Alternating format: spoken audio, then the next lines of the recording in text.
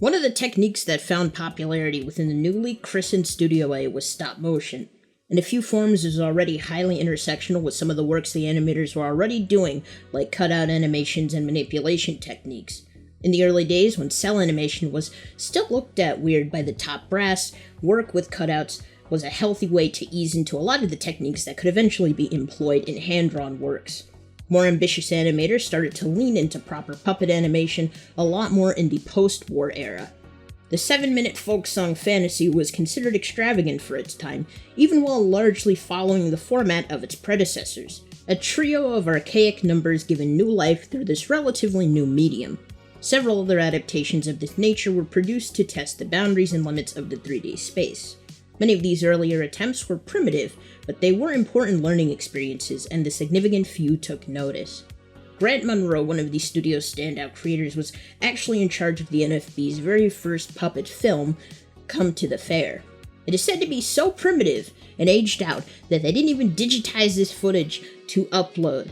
The reception to the short was underwhelming, but he was one of the few folks left to try and helm the emergence of the puppet arts. Future projects went in with more polish and complexity. Full sets would be constructed from the ground up, props were meticulously handcrafted, and the increased dedication to the experiments was only matched by the scrutiny the technique itself drew. Their efforts paid off with a short titled One Little Indian.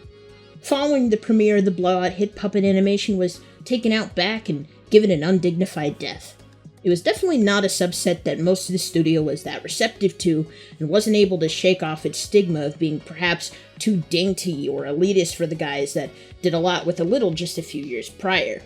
This, however, did not spell the end of it indefinitely.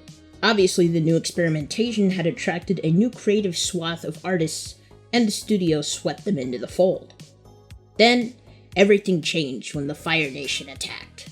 A fiery wave of McCarthyite paranoia swept the organization in the midst of a scandal over some apparent communist saboteurs. The outrage from the outside looking in was swift and painful. The NFB at large was left in between a rock and a hard place. Grierson, who largely left things to its own devices after a while, had to regroup and try to save face for the company.